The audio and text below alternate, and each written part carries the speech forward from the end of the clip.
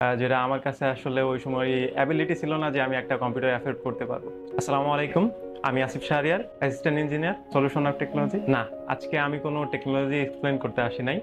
আমি আসছি আমার একটা ছোট্ট গল্প বলতে। ছোটবেলা থেকেই কম্পিউটারের প্রতি অনেক কিউরিওসিটি ছিল। আমার একটা ফুফাতো ভাইয়ের একটা কম্পিউটার ছিল। তো আমরা ওর কম্পিউটারে গিয়ে গেমস খেলতাম, ভাইস সিটি, রোড রাশ, এলিয়েন শুটার, আরো অনেক গেমস খেলতাম। তার সাথে সাথে শুধু আমরা যে গেমস খেলতাম এমন কিছু না, আমরা চেষ্টা করতাম যে কম্পিউটার দিয়ে আর কি কি করা যায়। সো ওই সময় আমি 2005 থেকে 7-এর ভিতরকার কথা বলছি। ওই সময় আর কি সিডি পাওয়া যেত।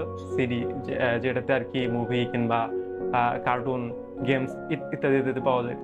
তো ওই সময় আমাদের কম্পিউটার নিয়ে এমন প্যাশন ছিল যে ওই সময় আমরা যে সিডিটা কিনে আনতাম, ওটাই যেন আমরা, তখন তো বাটন মাল্টিমিডিয়া ফোন পাওয়া যেত, ওই সিডিটারই, যেই Tom and Jerry suppose CD কিনছি, ওটার কম্পিউটারে দিয়ে একটা কনভার্টার দিয়ে আমরা ওটারে কম্প্রেস করতাম 3 জিবি ফাইল কিংবা ছোট ফরম্যাটে করে আমরা যাতে ফোনে দেখতে পারি।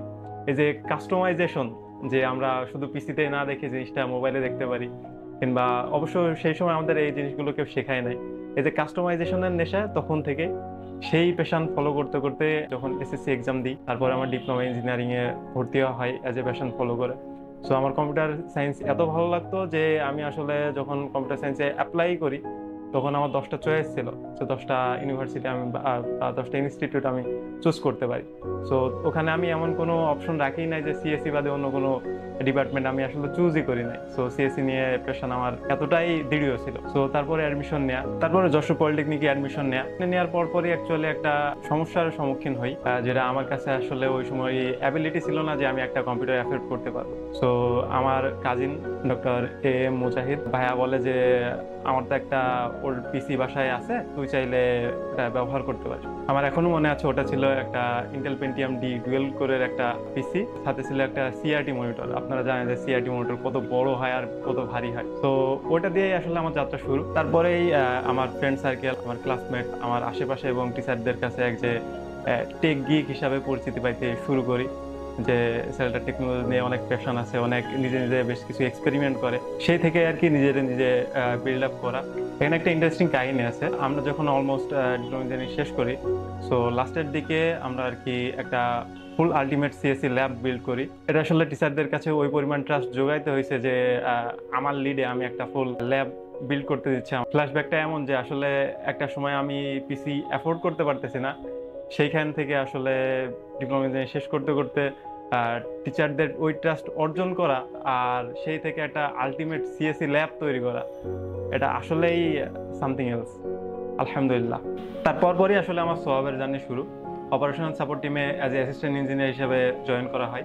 সোহাবে জয়েন করার পরে আসলে আমার যেই টেকনিক্যাল ক্ষুধাটা ছিল টেকনোলজি এক্সপ্লোর করার, সেই ক্ষুধাটা আসলে অ্যাকচুয়ালি সদ্ব্যবহার হচ্ছে। আসলে as a operation team member আমার কাছে আসলে আমাদের সলিউশন বেস কোম্পানির সকল টেকনোলজি অ্যান্ড সলিউশনের অ্যাক্সেস আছে। বলতে পারেন যে আমি সকল ধরনের টেকনোলজি নিয়েই কাজ করার সুযোগ পাচ্ছি। অ্যাকচুয়ালি প্রাউড মোমেন্টের কথা বলতে গেলে আসলে আমি recently 100 days no rest day challenge complete করছি।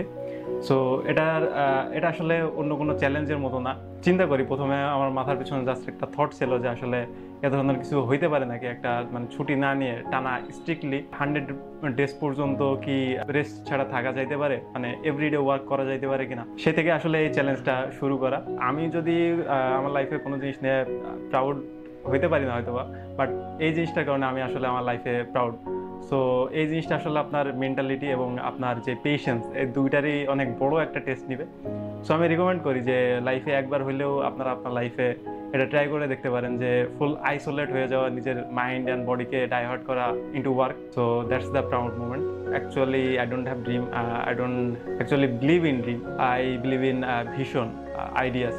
আমার মেন্টালিটি হচ্ছে যে একটা আইডিয়াতে যথেষ্ট পরিমাণ ফোকাস থাকা এবং হার্ড ওয়ার্ক দিয়ে সেটাকে রিয়ালিটিতে রূপান্তর করা। তো বর্তমানে বলতে পারেন যে আমার প্যাশন হচ্ছে এই টেকনোলজিতে এক্সপ্লোর করা, নিজের ইনরিচ করা, বেশি বেশি টেকনোলজিতে ইনভলভ থাকা।